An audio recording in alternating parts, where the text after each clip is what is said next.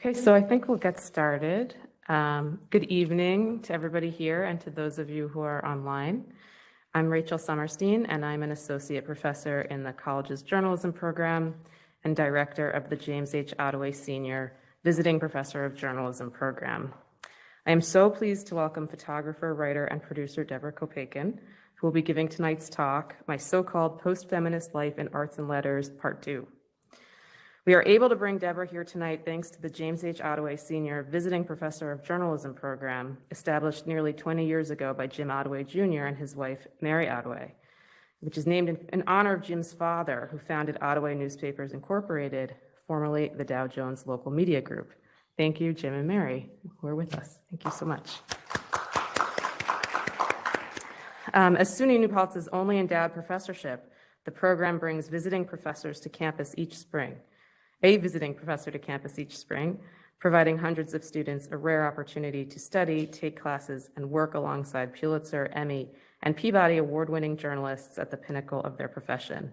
The professorship also supports guest speakers such as Deborah, and we're really grateful to be able to bring her here. I'd also like to thank the other members of the Ottaway Committee for their continued hard work. Gregory Bray, Jamie Gormley, Erica Marks, Lisa Phillips, Pat Sullivan, and Shelley Wright. Thank you also to Amanda Valentine, who has made sure that tonight's event will run smoothly. I'd also invite you to save the date for Tuesday, November 16th, which is 2 weeks from now, when Eyal Press, the 2016 Ottaway professor, will be returning to campus to give a talk about his new book, Dirty Work. So, welcoming Deborah. Deborah Copaken is the New York Times best-selling author of several books, including Shutter Babe, The Red Book, and Between Here and April, among others.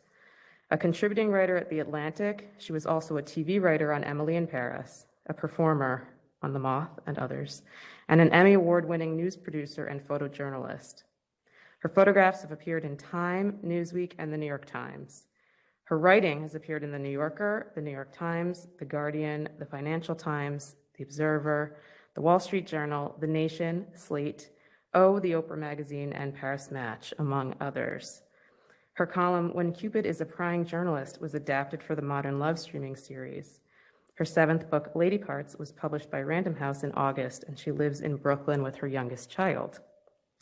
After her talk, there will be an opportunity for a Q&A here in person, and I'm also going to moderate it online. And Deborah will be removing her mask for her talk, but we request that all audience members keep their masks on for the duration of the event. After the talk, there will be books for sale in the lobby, and Deborah will be signing them. Finally, because the talk will be raising issues that are activating for some people, including about sexual harassment and other issues, Sarah Burrows from the Counseling Center, if you wouldn't mind raising your hand, is available for anybody who finds themselves needing to talk with someone. You're welcome to find your way back there. And also we have the helpline number for the Counseling Center, which is available 24 hours a day. So thank you so much, and let's welcome Deborah Copaken.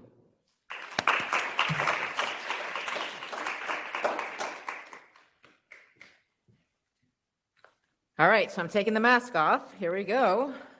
This is what I look like. I too want to thank, first of all, Lisa Phillips, whose book I reviewed, 4 years ago at this point?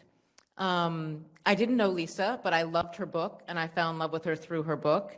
And we became friends through that as well, and had lunch, a couple years ago, and she invited me to come do this. Rachel, thank you for having me in your classroom today. That was really fun. I enjoyed it.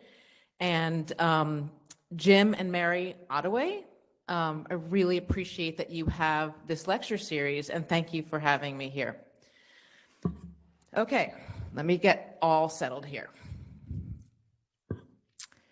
In 2013, driven by frustrations over my experiences with sexism and misogyny in the fields of arts and letters, I pounded out a rage-fueled essay and sold it to the nation.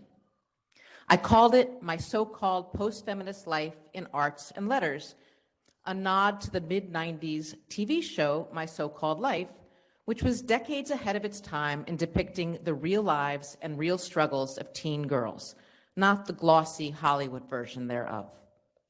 By the way, despite being called one of the best TV shows of all time, it was canceled after one season because, of course, it was. My essay was posted online before I boarded a plane with my then 17-year-old son to Ohio to go on a tour of Oberlin, a college tour. I figured that the limited number of readers of the nation would read about the times that I was called a slut, battlefield Barbie, bang bang girl, and soccer mom in training in a professional book review of my work, and they might be surprised or maybe upset by the number of citations in which I was blamed for my own sexual assaults, physical assaults, and at gunpoint muggings, but then they'd nod their heads in lefty solidarity, shrug their shoulders, and move on.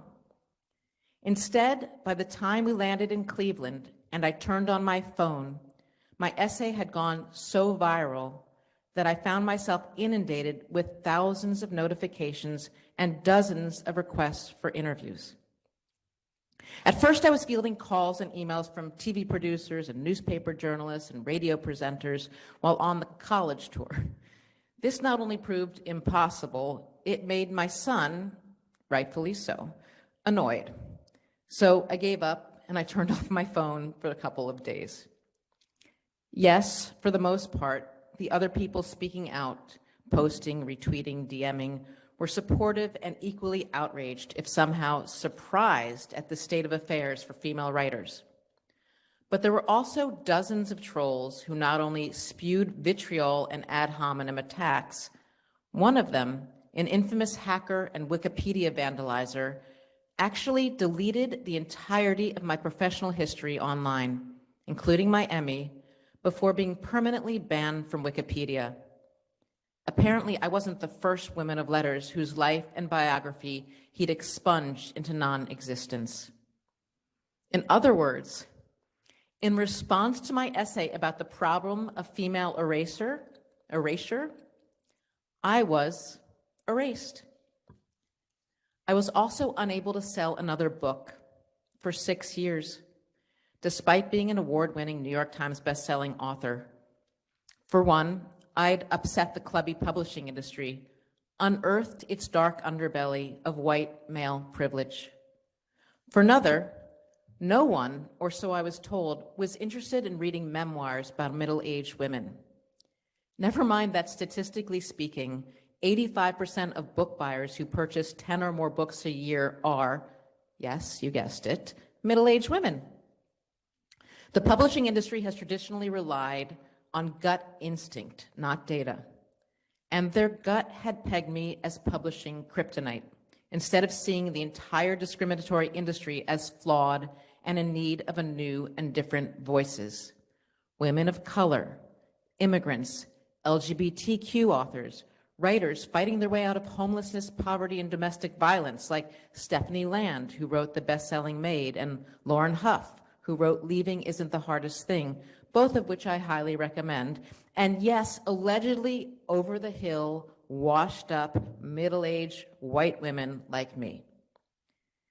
It is no coincidence that in a year and a half after Black Lives Matters, the best-selling lists are finally filled with multiple Black voices. That female editors, many of them Black, have finally risen to some of the top jobs in publishing. As for me, without Me Too, without the bravery of other women using their outdoor voices against the patriarchy, and without my ally, my Random House editor, Mark Warren, yes, a man, formerly a decades-long editor of Esquire, who friended me on Facebook, sought me out specifically, and asked me what I was working on, and then gave me a book contract, I would not be standing here talking to you about my new memoir, Ladyparts. In fact, I would have not been given any sort of platform whatsoever. Speaking out back in 2013 had not only erased my Wikipedia entry, it had also erased my voice, my ability to earn a living with my writing, and even, at darker moments, my will to live. This, in turn, in conjunction with sexism in so many other domains, medicine, corporate America, healthcare, US government policies, and science, just to name a few, nearly cost me, no joke, my life. You see, in September of that same year, after publishing that article and blowing up my career, I also blew up my 2-decade marriage. Speaking the truth in both domains, professional and domestic, suddenly mattered too much to me to keep playing nice and staying silent about pain points, abuses, and inequities in each. The lie of omission in love or work is still a lie you must live with every day until it either erupts in a geyser of magma or destroys you. You can read a fairly detailed and I hope fair accounting of the whys of my marital rupture in Ladyparts if you're curious, but I'm more interested today in discussing the hows. How exactly does a wife leave her husband in America, the only developed country on earth without national universal health care system, paid maternity leave, an affordable path to divorce, or subsidized childcare? Yet another way women, particularly those seeking to leave abusive or untenable relationships, face discrimination that feels impossible to overcome. But let's back up a sec. My husband and I met and fell in love in Paris in 1990 when we were not much older than many of you, 24. I was a war photographer. He worked for a Russian-French trading firm, and we never had to worry about medical bills because in France, our doctor's visits cost nothing, literally nothing. And my birth control pills were, I believe, 5 francs a month, which was less than $1. Negligible, in other words. Fast forward to our wedding day. We moved back to the States and we're now living in New York City. I had a full-time job at ABC News with benefits, but those benefits were still costly and didn't cover everything. My now $35 a month supply of birth control pills, for example, was not covered, nor were the births of my 3 children at $9,000 each. That's $27,000 I had to find out of pocket to bring 3 humans, or as the US government might see them, 3 future workers, into the world. These days, most companies will pay for both birth control and its inverse, the birth of their employees' babies. But back then, neither birth control nor births were considered crucial to women's health, nor were they covered by insurance. My husband was in film school, still paying off his student loans. He would continue to do so until well after our second child was born, when we suddenly had massive new bills. Childcare, which, as I said before, our country does not subsidize, a bigger home, which we could not afford because of a housing bubble and frozen wages, and children's medical copays and insurance, which were not insignificant, as my older son was hospitalized at 8 months old with intussusception, an often deadly telescoping collapse of his intestines, and my younger son spent a full month in the hospital with Kawasaki disease, a rare and also sometimes deadly autoimmune disease of the heart. After my second child was born, my maternity leave was cut short when Princess Diana died, and I had to hop on a plane to Paris before weaning my daughter, which, trust me, was extremely painful for both of us, both physically on my breast and emotionally for the abrupt break in our bonding. When I returned to work and the exigencies of caring for 2 children under the age of 2 in a high-stress job with unpredictable hours that was still geared towards men who had wives at home to pick up the parenting, cooking, and cleaning slack when they traveled to cover spot news, I asked Neil Shapiro, my boss at Dateline NBC, where I now worked, if I could work 4 days a week instead of 5 at 4/5 pay. An enlightened boss, he said an enthusiastic yes. Half of his staff had small babies at home and he didn't want to lose us. But then the female vice president of NBC, who had to sign off on this new contract, refused my request. If she could raise children and work 5 days a week, so could I. Never mind that she earned 20 times my salary and could afford round-the-clock childcare, that she never had to wear a beeper or work on weekends, or that she rarely had to be absent from the home for weeks on end for her job. The roots of internalized sexism run deep. If she had to suffer, I had to suffer. End of story. I begged my husband, who was working as an unpaid intern at a film company that could have easily afforded to pay him for his 40-plus hours of work a week, to find a paid job with benefits so I could switch professional gears. When he did, I nabbed a book contract at twice my NBC salary to write my first book, Shutter Babe. Shutter Babe, ugh. A title, by the way, that was forced on me by my publisher. I begged them to change it to Shutter Girl or Develop, Stop, Fix, because it's a book about the female gaze and war photography, about turning men into objects.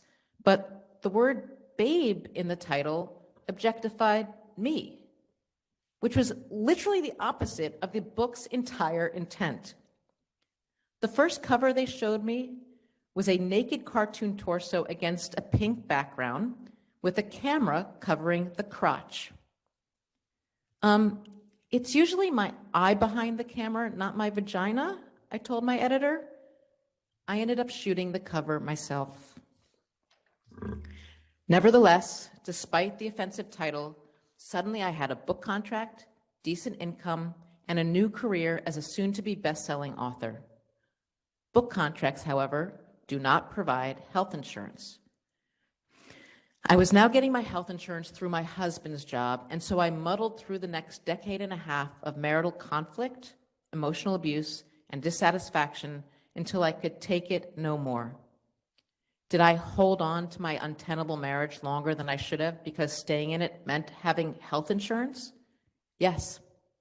Yes, I did. And this is crazy, shameful in a wealthy industrialized nation, and as it turned out, also highly detrimental to my health. With a husband belatedly diagnosed on the autism spectrum, I lived under a constant state of emotional stress. And I mean constant. Dr. Lorenzo Cohen, PhD, professor of general oncology and behavioral science and director of the integrative medicine program at MD Anderson, studied the effects of stress on the structure and mutations of our body's cells. He concluded the following, quote, stress has a profound impact on how your body's systems function. Stress makes your body more hospitable to cancer.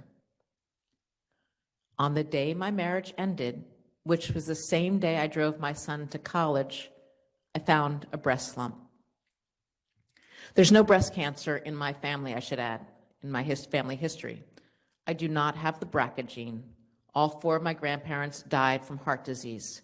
My father died of pancreatic cancer, but he also had type 2 diabetes, and he was pretty much non-compliant, and that's a disease of the pancreas. With this most likely stress-induced breast lump, which I could not afford to treat, I thus began a 5-year plunge off the middle-class ladder and medical odyssey from which I am still emerging. First, I had to find roommates to share my suddenly ballooned rent with my kids until the end of our lease.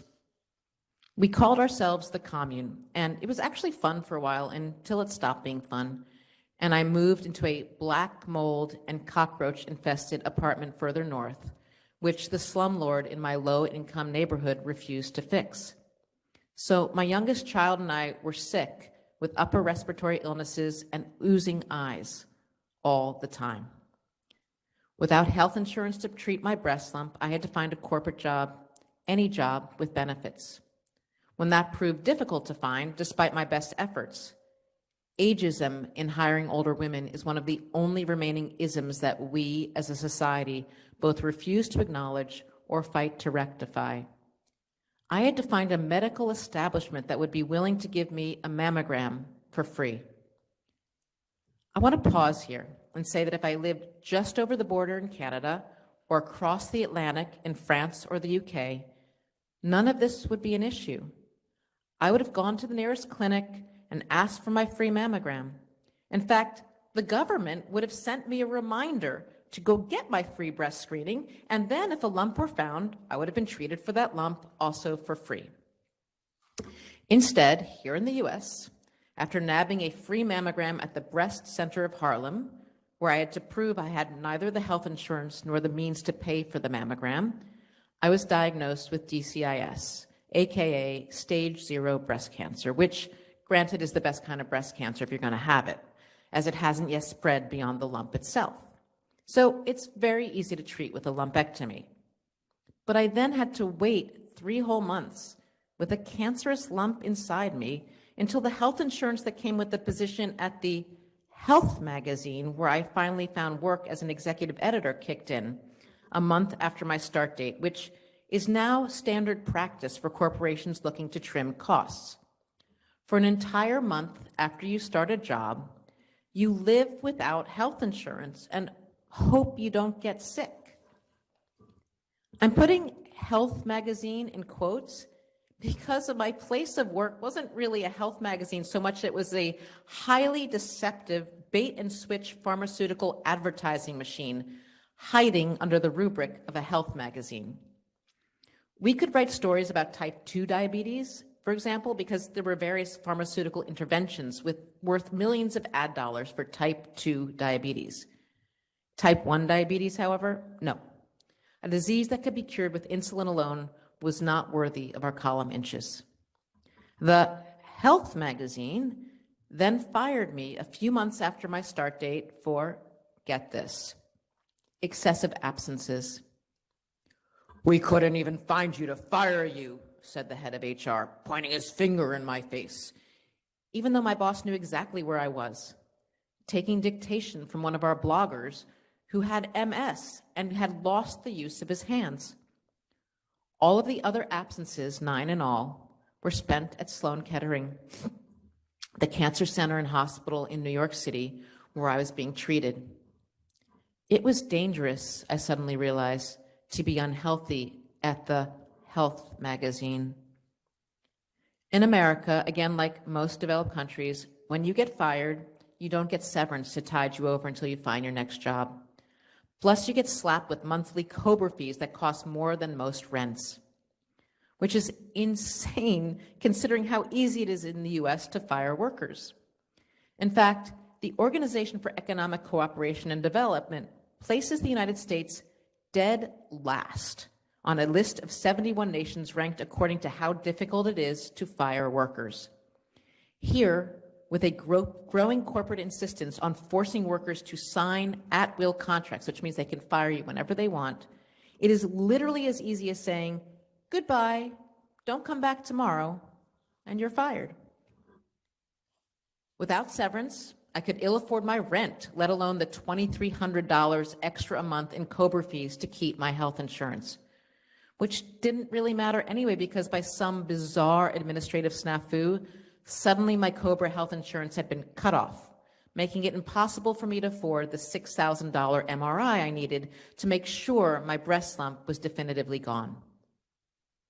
Are you seeing a trend here? All the ways in which tying healthcare to our jobs makes us all both sicker and more vulnerable to illnesses, which statistically affects women more than men and Black women worst of all.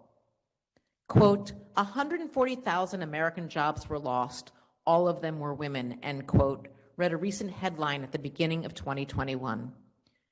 When healthcare is tied to one's place of employment, it is the women who suffer in far greater numbers, with BIPOC women getting hit the hardest. Make no mistake, healthcare is both a feminist and a racial justice issue. Desperate to get that MRI, I took the only available journalism job with benefits I could find as an editor and staff writer at a new online magazine, which was started by a businessman who'd sold his company, Diapers.com, to Amazon for $545 million. He offered to pay me $39,000 a year, which was only $1,000 more than the starting salary I received at ABC News 22 years prior.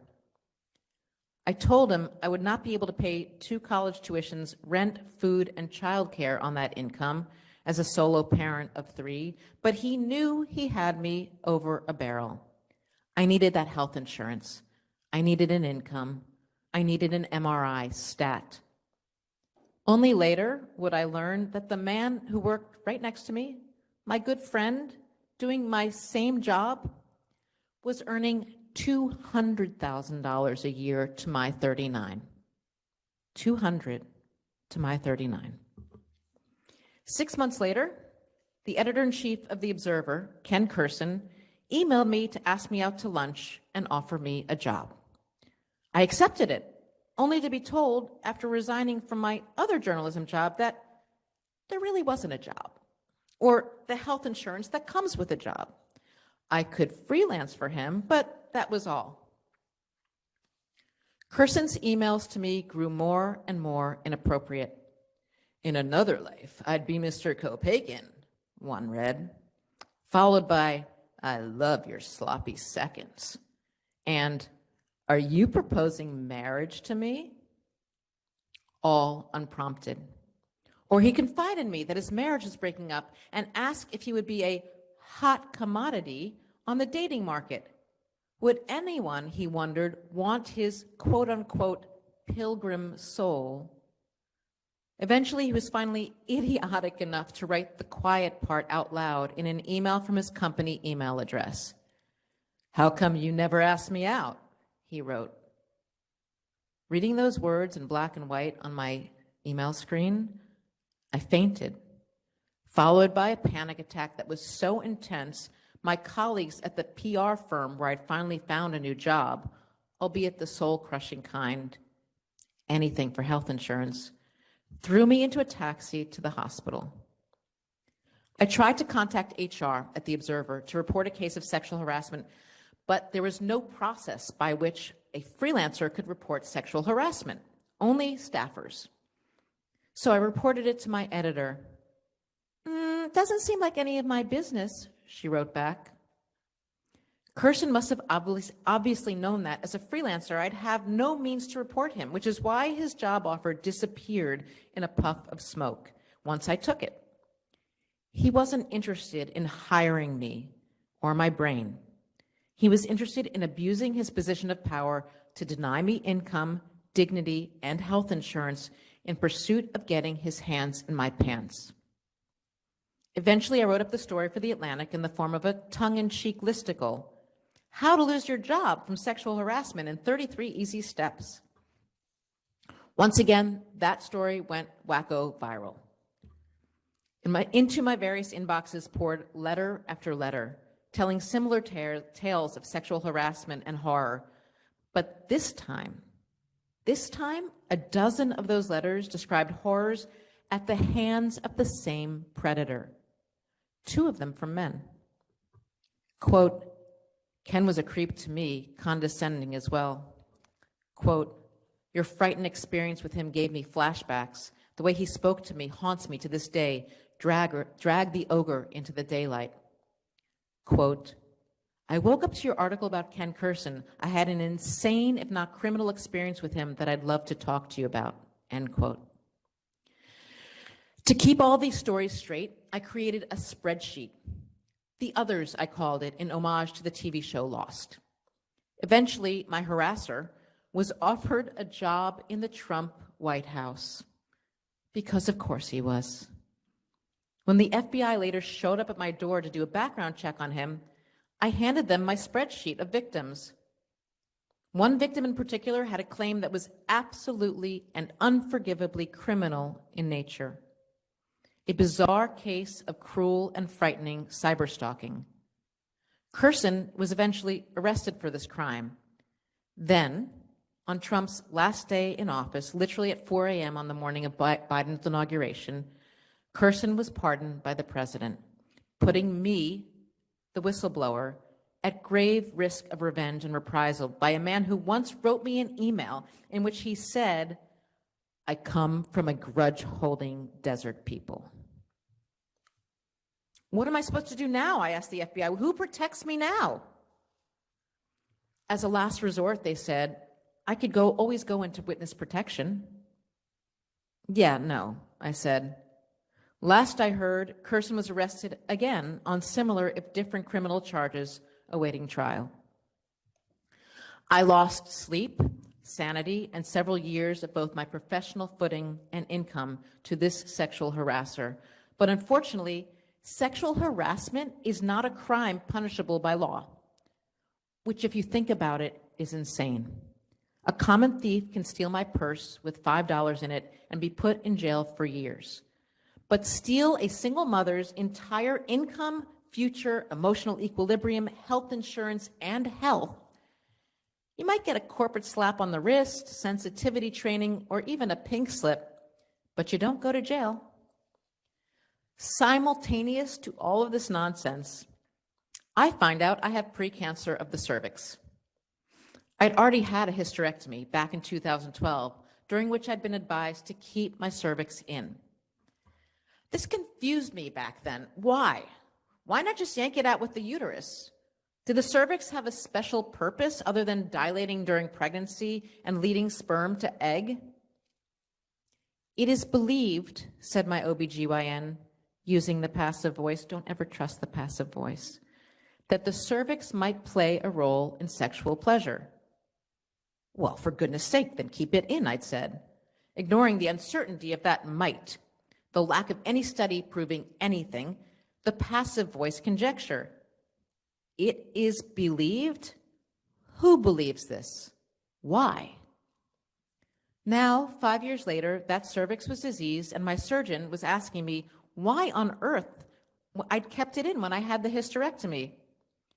When I told her what my doc had said about the possible involvement with sexual pleasure, my surgeon shook her head, looked down, and sighed. That theory, she said, that's been debunked. The truth is, no one had actually studied the cervix's role in sexual pleasure. A bunch of dudes in white coats had simply decided, based on nothing, that it might play a role, when anyone with actual lady parts could have told them it didn't, that the clitoris is the only game in that town. Furthermore, that seat of female pleasure, the clitoris, had never even been 3D printed for med school students and researchers to finally see it and study it, get this, until 2016. 2016. In other words, if you are sitting in this audience and you have a uterus, do not rely on doctors to tell you what's what. Find an expert in your malady, not a generalist. Read the most recent scientific studies, if there even are any. Question everything, every decision, every piece of advice, every prescription or lack thereof, because sexism in medicine is as virulent and destructive as sexism in any other domain, if not, because it's health, even more so. Case in point. It took 16 years for the adenomyosis that led to my hysterectomy to be diagnosed, and only then because my hemoglobin was measured during an annual physical as a 7. A 7! A normal hemoglobin reading for a woman is 12 and above. Case in point. A researcher who was studying Viagra in women noticed that his subjects were reporting a complete elimination of their period cramps while taking Viagra for up to 4 hours with no side effects whatsoever. In other words, the holy friggin' grail of period relief, my friends, has been discovered. Why do you not know this? Because when this researcher asked the FDA for funding to complete his studies, his funding was denied. He asked again. Denied again. Dysmenorrhea, said the all-male panel, is not a real medical issue worthy of research dollars. Case in point, if you get a hip replacement or a knee replacement, you're getting a hip or knee built for a man. Case in point, dosages for medicine are based on a male body, not a female. Case in point, women are routinely gaslit in their doctor's offices, made to feel stupid. When I came down with yet another UTI at the beginning of March 2020 in New York City, and the urgent care doctor gave me a prescription to an antibiotic I knew wouldn't work, he refused to listen to me, claiming that he, the expert, knew best.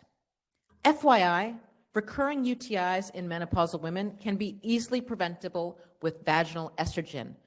But I would only find this out later after an activist feminist urologist reached out to me over Twitter. But I digress. When the antibiotic I knew wouldn't work didn't work, I reappeared at the door of the urgent care 10 days later and yelled into a waiting room now choked with coughing, desperate, barely breathing patients. None of them, of course, wearing masks because there were no masks at the time. I need Cipro, I shouted through the open door. You need to come in and pee into a cup again, said the receptionist. Use my old pee, I said. I still have the same infection. They made me come in. The choice was simple.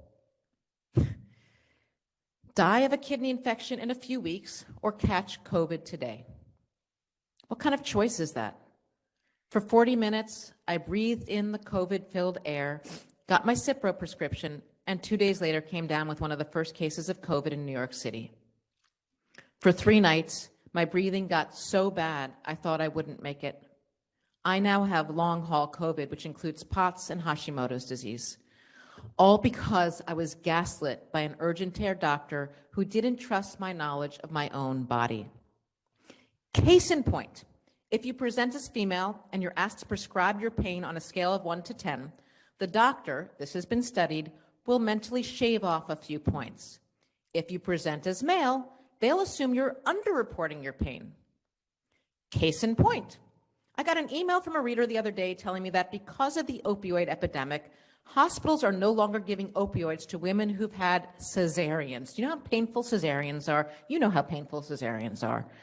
She had to suffer through this first few weeks post-op with only Aleve and Tylenol. I can't even imagine having to do that. Meanwhile, her husband went in for a vasectomy a few days later, and guess what? He was prescribed Percocet, which is an opioid, immediately, because of course he was.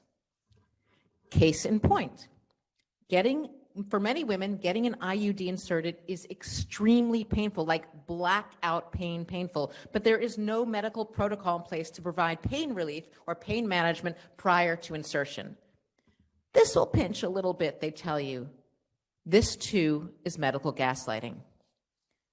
Women in this audience and those of you who bleed monthly, please, I beg you, ask for pain relief when you need it. Over-report your pain to balance out the scientifically proven bias against anyone believing you. I once was told I was experiencing a bad case of gas 2 hours before my emergency appendectomy. My doctor literally stood over me in the waiting room of his office where I'd passed out from pain saying, "Come on, Deb, it can't be that bad."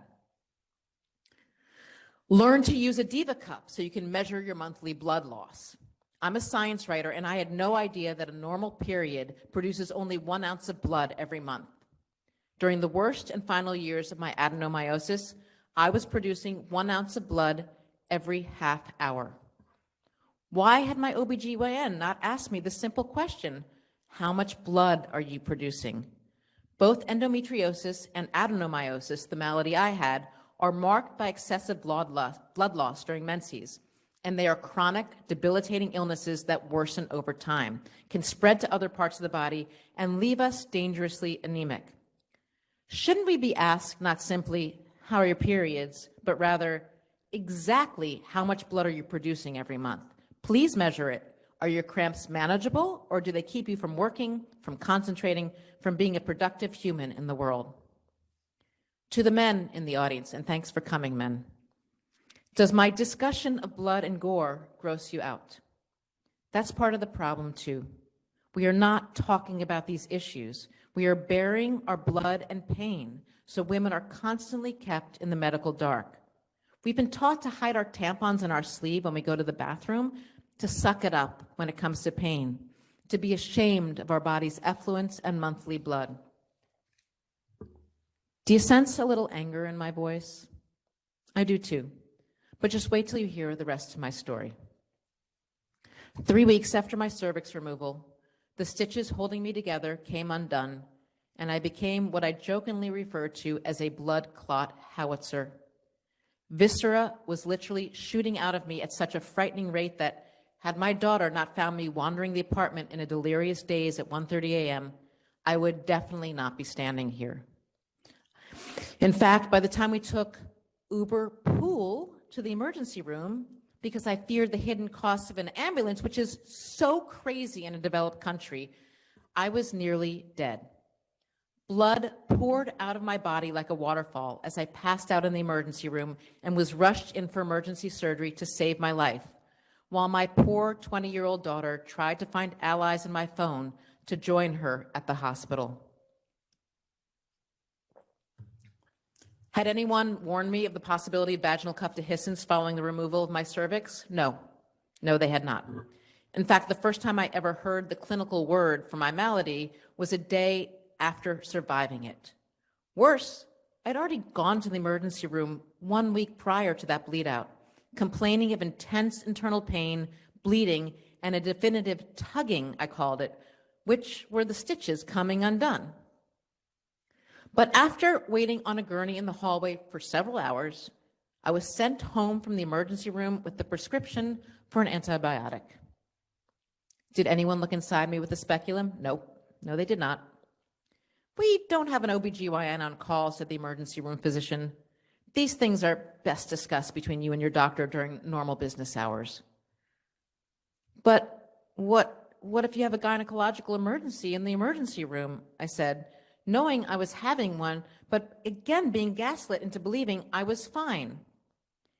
It was as if he and the hospital had never even considered the possibility of an internal vaginal emergency, that a woman literally might be coming undone inside in need of immediate care. After my emergency surgery a week later, when I tried to research the incidence of vaginal cuff dehiscence in the general public, I came up empty-handed. The best the medical literature could offer was somewhere between, get this, 0.1% and 7% of women experience this after vaginal surgery. 0.1% and 7%. Think about that delta. This is not helpful or useful range, considering 600,000 hysterectomies are performed in the US every year.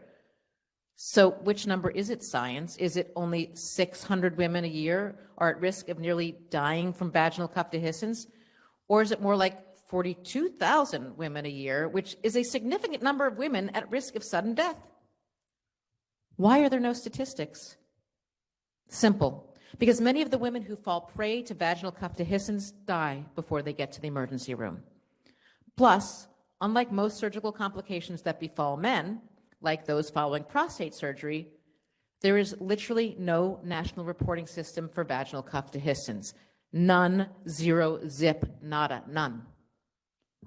When we do not gather statistics for female-associated illnesses, when we minimize female pain, when we do not criminalize sexual harassment, when we pay women less, far less, when we discriminate against women's professional advancement, when we call women names, battlefield Barbie, slut, bang bang girl, babe, when we blame women for their own assaults and rapes, when we wave the pro-life flag without providing babies or parents with the basic means for survival, health insurance, paid leave, subsidized childcare, universal pre-K, a longer school day, a living wage, when we express disgust at female blood, we are not only discriminating against women, we are stealing their livelihood, their health, and their will to keep going. What happened? Ladyparts came out on August 3rd, 2021, just 3 months ago. In it, I have a whole chapter on all the ways in which reviewers, both male and female, tear women down in ways that male authors never have to contend with. These are not, I want to emphasize, bad reviews, I wrote. Bad reviews I accept and can take, and they are an expected and necessary pitfall of putting a book out in the world. Rather, these are baseless character assassinations, often within the context of an otherwise good review, and misogyny hidden within rhetorical query. On the day my book was published, with those exact words tucked inside it, calling out, quote, misogyny hidden within rhetorical query, the New York Times came out with a review of my book, my 7th, though the Times incorrectly called it my 5th, by its former gender editor, a woman. I will now read you the first 2 paragraphs of that review. If you are squeamish, you might consider skipping the first section of Deborah Copaken's Ladyparts, which describes the bleeding out of her vagina due to a cuff dehiscence. It's actually vaginal cuff dehiscence. I tried to get the Times to change that. They wouldn't. Don't bother Googling that, but let's just say it was a near-death experience that involved kidney-sized blood clots splattering on the floor, which in a state of shock, she collected in a Tupperware container. Copaken was a photographer before she was a writer. Should the description not do it for you, she also includes a photo. Is it sexist of me to be grossed out by such an image? Maybe, maybe. We endure gory descriptions of men dying in war, but one senses that the shock effect of this first scene is part of the point, and that perhaps Copaken is waiting to call you out for being unable to stomach it, end quote.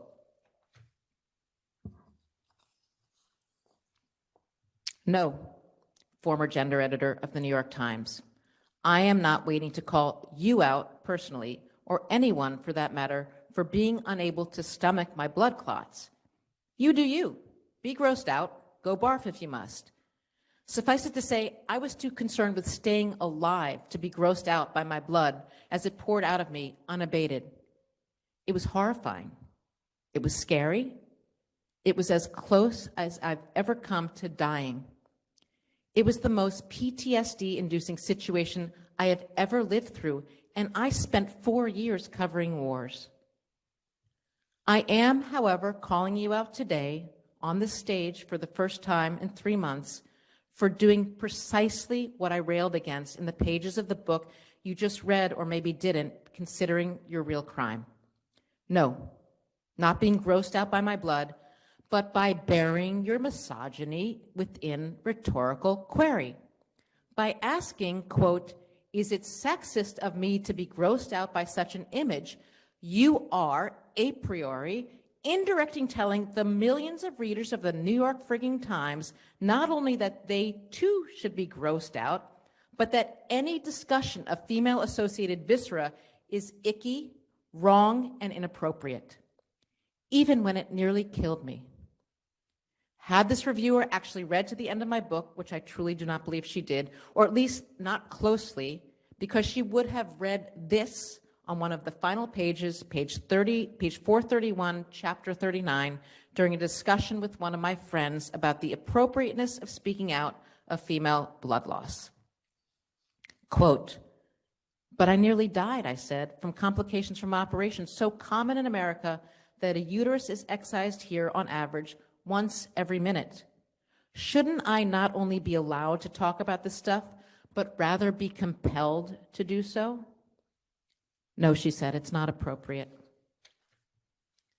By whose measure? By whose measure? That is always the question we must be asking ourselves. By whose measure is talking about our bleeding lady parts not appropriate when they are as much a part of our bodies as eyes, lips, hands, and hair?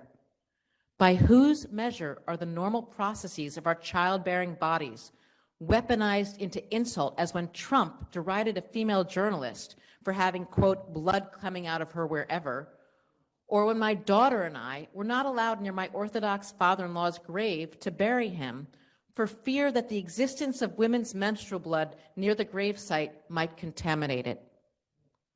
By whose measure is describing illnesses and surgical complications of our internal reproductive organs wrong?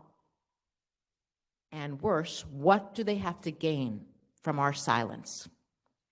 I'm reminded of the Ladies' Book of Etiquette, Chapter 1, Conversation, published in the mid-1860s. Avoid at all times mentioning subjects or incidents that can in any way disgust your hearers. Many persons will enter into the details of sicknesses which should be mentioned only when absolutely necessary, or describe the most revolting scenes before a room full of people, or even at a table. Others speak of vermin, noxious plants, or instances of uncleanliness. All such conversation or allusion is excessively ill-bred. It is not only annoying, but absolutely sickening to some, and a truly ladylike person will avoid such topics altogether. I love you, I said to my friend, and I hear you, and I appreciate your concern, but the Ladies' Book of Etiquette was published in 1860, and I respectfully disagree with every word of it. Our ignorance, avoidance, and silencing of all discussions of female-associated viscera is not polite, it's killing us, end quote.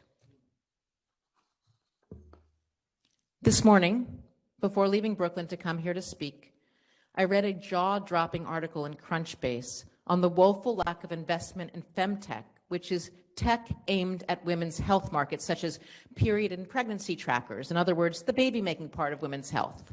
But, quote, only 1% of existing femtech companies address chronic women's health conditions, the authors wrote, despite it being the largest share of the femtech market, $218 billion. And here's the kicker. Research has shown that the menopause market alone could reach $600 billion. Let me repeat that.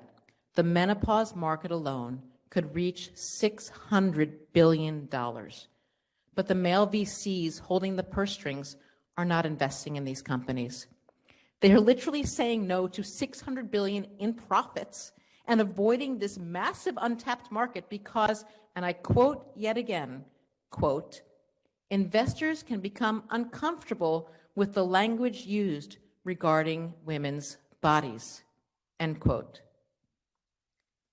The week both my memoir, Ladyparts, and its misogynist New York Times review were published, I drove my daughter to her first year of medical school at the University of Buffalo.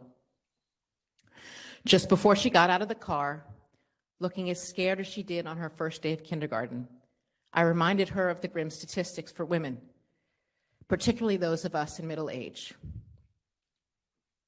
According to a 2018 Mayo Clinic study, which looked for menopause knowledge gaps in the training of U.S. residents in family medicine, internal medicine, and OBGYN, those doctors, in other words, who should be on the front lines of menopausal medicine, only 6.8% of respondents reported feeling adequately prepared to manage patients in menopause. And a full 20.3% reported having never attended a single lecture on menopausal medicine whatsoever.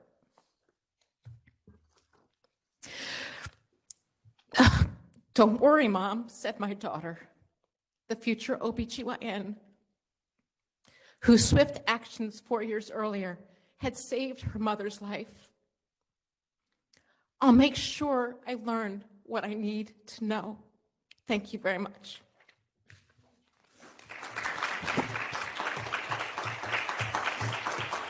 I'm sorry, everybody. Anyway, I would love to hear your questions, and I'm sure you have some, and don't be afraid to ask them. Is there anybody who wants to kick it off? I know the first question is always the hardest. Oh, you over there. Oh, you know what I'm going to do? I have hearing loss, so I'm going to put this here so I can hear everybody better because of the mask. I can't read your lips. Hold on one second. Yep, and I know how the mask have all. Okay, ask your question again because now I can hear it. Right, yeah, I know how the mask have impacted our lives in a variety of different ways. So I'll speak a little bit loud. Thank you very much for your talk. I just came in the last 15 minutes of it. It really moved me when I came in. Thank you. The comment that I wanted to make is not a question. At the end of your presentation, you just now said, "I'm sorry." There's nothing to be sorry about. Thank you. You know what? You are absolutely right.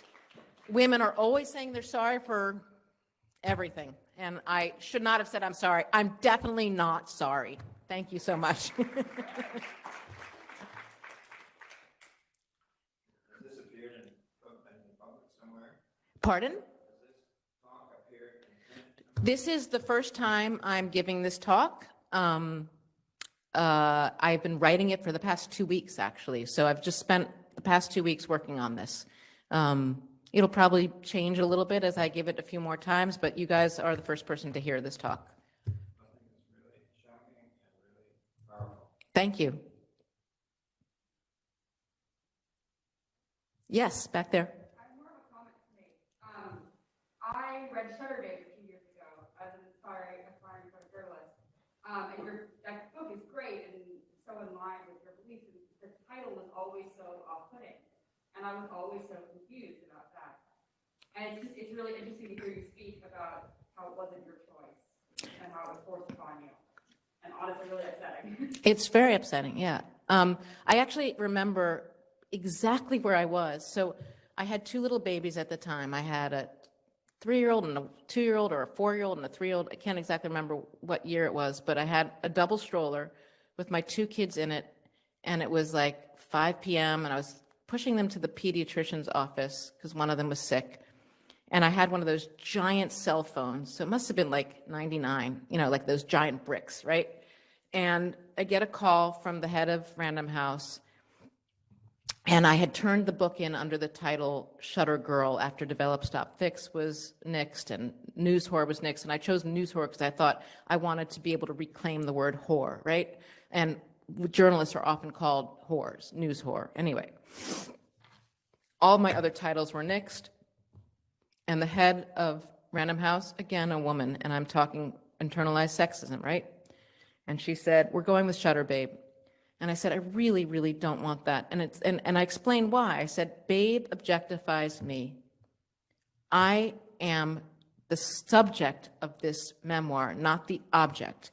I am gazing at men. Each chapter is named after a man. I did that deliberately. They were standing off screen, but I wanted to do sort of a wink, wink, nudge, nudge about the female gaze. You know, we talk about the male gaze in cinema, in books. This was me, the female gaze. In fact, the female gaze would have been a much better title now that I think about it. But I said, you're literally negating the entire thrust of the book by calling it Shutter Babe. And she said, people will love it, it's gonna sell. And she was right, it sold, but I think it would have sold just as well under Shutter Girl. And there's been plenty of books after that. I mean, like, for heaven's sake, Lena Dunham's Girls. Like, Girls is a perfectly okay. And I was also, you know, I was a woman, but I was 22 years old when I went out to cover the war in Afghanistan. I was a girl. I was still a girl. Anyway, thank you. I'm glad you enjoyed the book.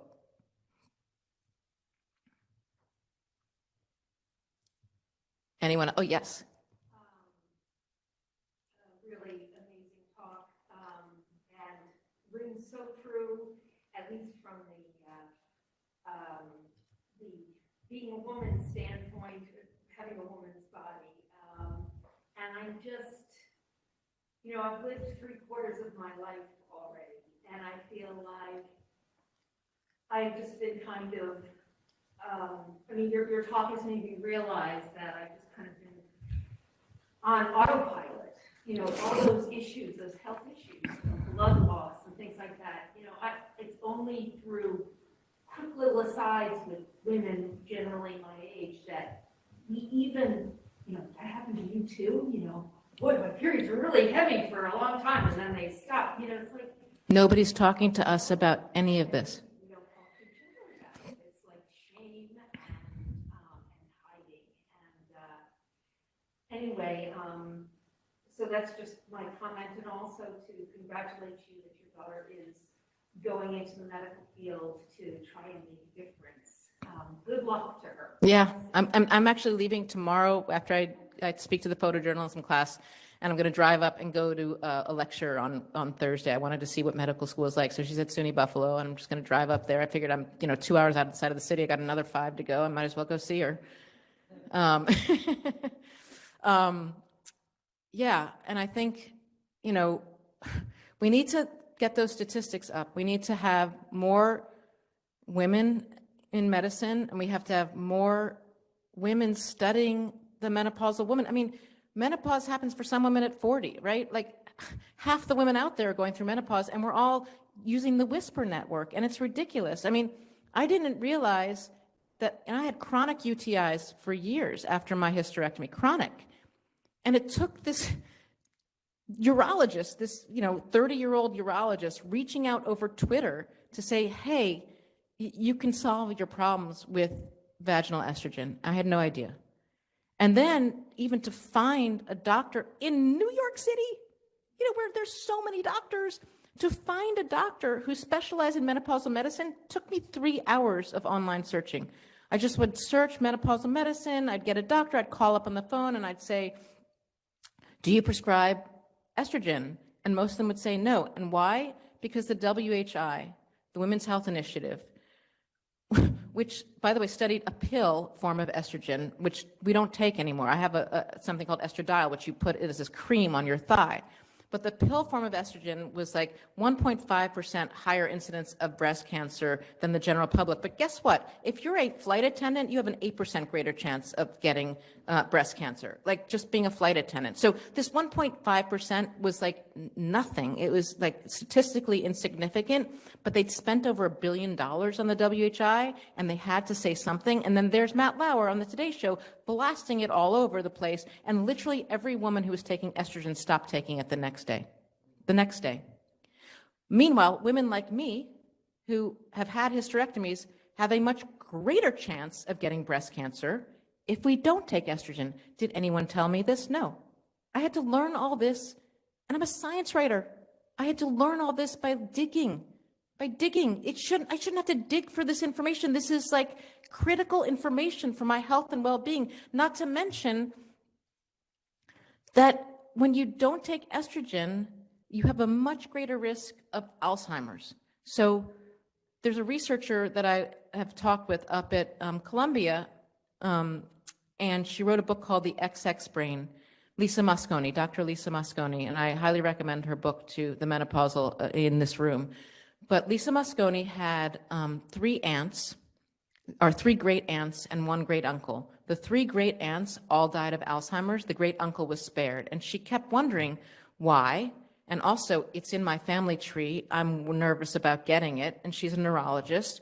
And she started digging. And she realized that the loss of estrogen, and she's now doing all the studies to prove this, that the reason women get 2 to 1, the number of cases of Alzheimer's, or 2 out of 1 every cases of Alzheimer's are women, and longevity doesn't explain it.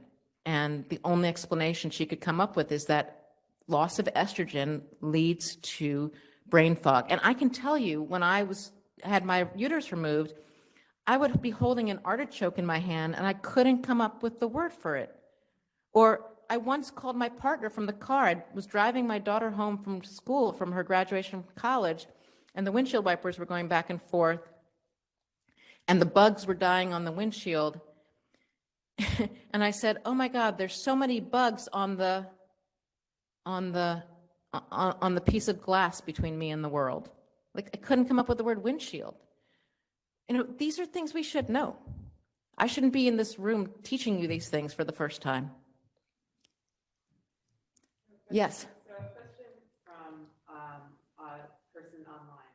So as a female photographer and writer who has faced so much distortion, right, in terms of the ways that your books are titled, how did you find the strength to continue to make your voice heard and rebel against superior men who have had higher power over you?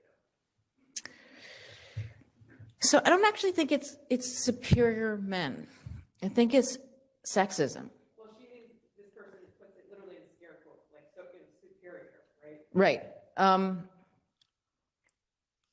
did you find? What I'm hearing from this is, how did you find the strength to kind of overcome, right? This like continued getting pushed, knocked down. Yeah. So when I was growing up, there was a toy called Weebles. Does anyone know what Weebles? I mean, the older people in this audience will know it. Weebles, the whole marketing campaign for Weebles are Weebles, wobbles, but they don't fall down, right? So I've always sort of thought of myself as a Weeble. There's no point of falling down, right? You're going to get knocked over again and again. And the only way to fight misogyny and sexism is just to keep punching your head against it. I mean, literally banging your head against misogyny, banging your head against sexism. And I was telling a story earlier in your class today that when I didn't get that 4/5 salary for 4 out of 5 days from NBC, I quit in a big storm. And I went to HR and I yelled at the vice president and I said, you have 12 women on my floor right now who are pregnant. 12 women are pregnant right now. And you're going to keep having this problem because women are coming into the workforce in greater and greater numbers, and we have babies, and we have to take care of them. We have to actually be mothers every once in a while. You'll get them back when the kids go to kindergarten. You'll get them back, but right now, we don't have any childcare. We don't have the money for childcare. What are we supposed to do?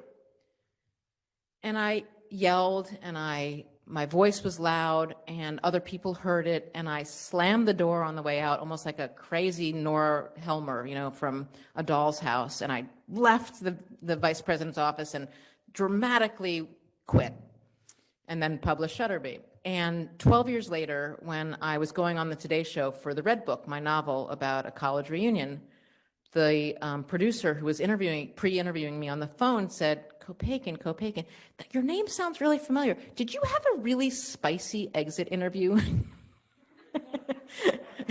And I was like, yes, how do you know that? She goes, oh, I work 3 days a week because of you. You're like a hero to all of us at the Today Show.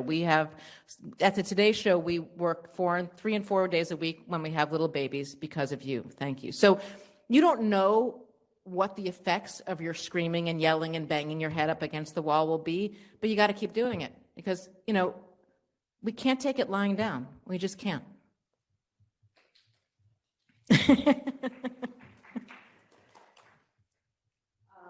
another question from online that I want to see. Is there somebody else in the audience who wants to speak before the online question?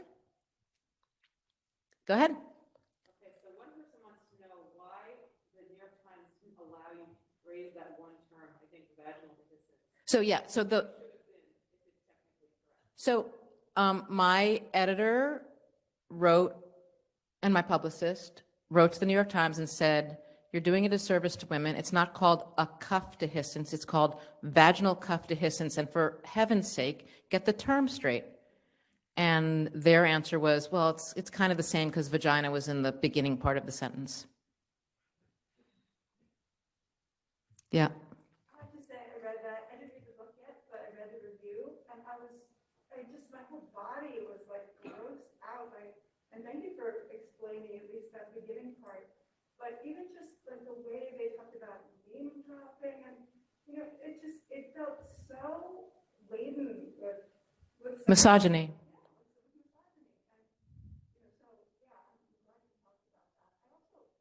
was just wondering, because I consider myself like a serious feminist, and the title of your book, like there was like this thing I had to, Ladyparts. yeah, like I had to like discomfort, right? And like, so did you? Sure. So the title of the book, The Discomfort's on Purpose. We've always been told we have lady parts, and the idea was that I was literally going to talk name by name, part by part, each chapter, the name of a body part, vagina, cervix. I was going to name these things instead of calling them lady parts.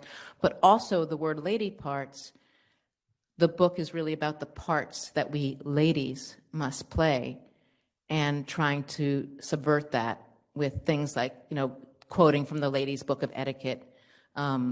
So in this case, like unlike Shutterbabe, which I really hated the title, like Lady Parts was, I deliberately wanted to put you ill at ease, and then to subvert that by literally naming and talking about every little blood clot that came out and really going deep into the actual parts of our bodies.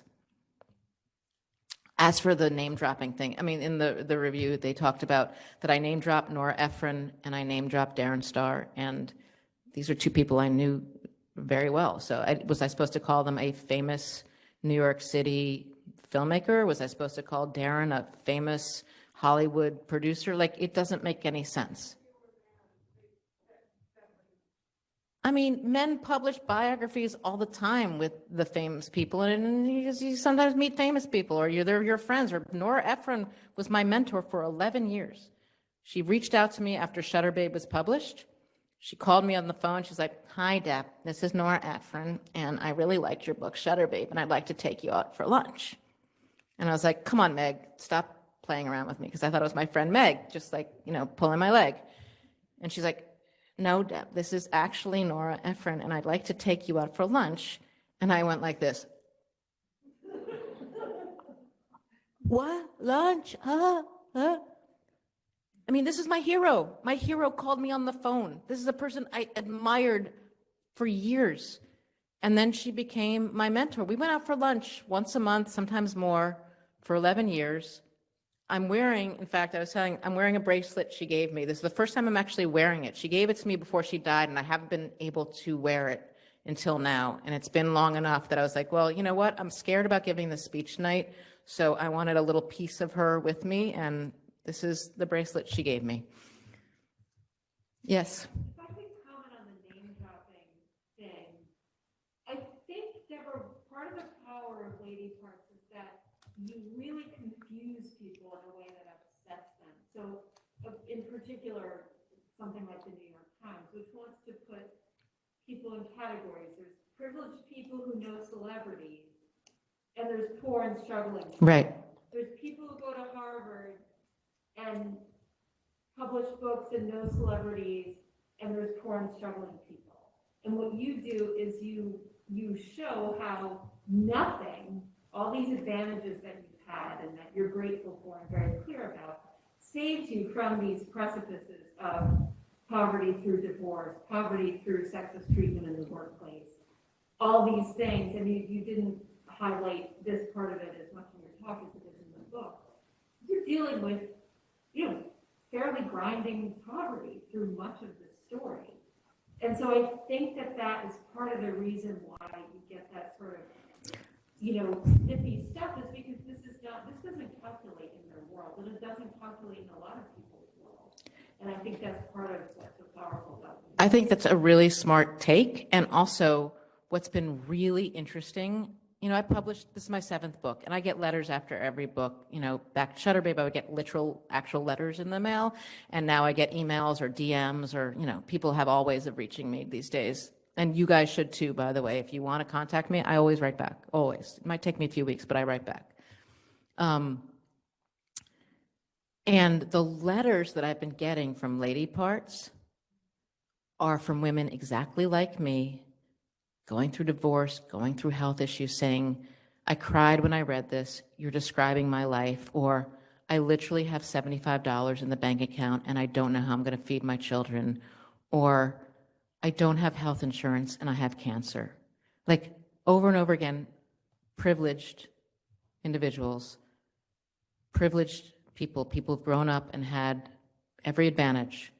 And yet, when you're a woman who's had every advantage and you don't have health insurance and you don't have childcare and you don't have family leave and you don't have any way to earn a living because you're 55 and no one will friggin' hire you. I don't have a job right now. I'm grateful for this speech because I'm getting some money for the speech. Thank you very much. But I don't have a job, and not for lack of trying. I can't find a job. So, it's insane. It's insane. And we shouldn't have to live this way. And I'm trying to take the shame out of what feels incredibly shameful. Like, why can't I pull it together?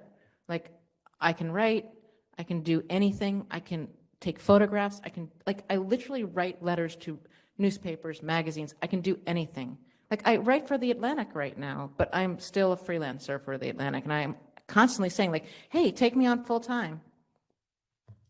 No. I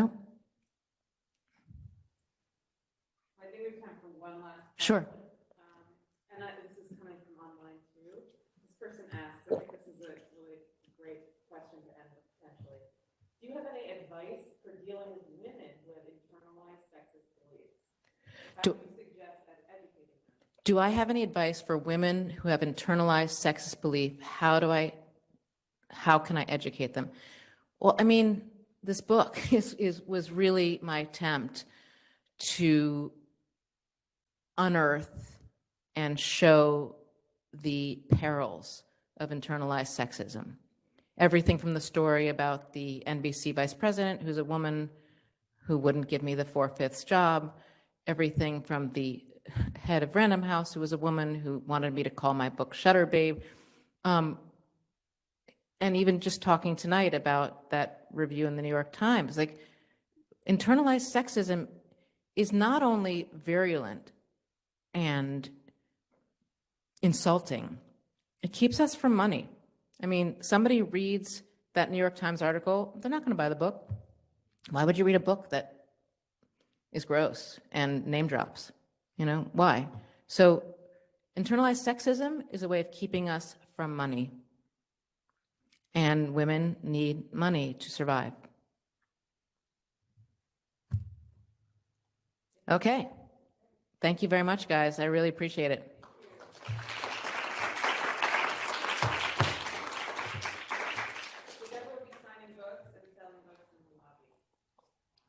And I'll put my mask back on. Here we go.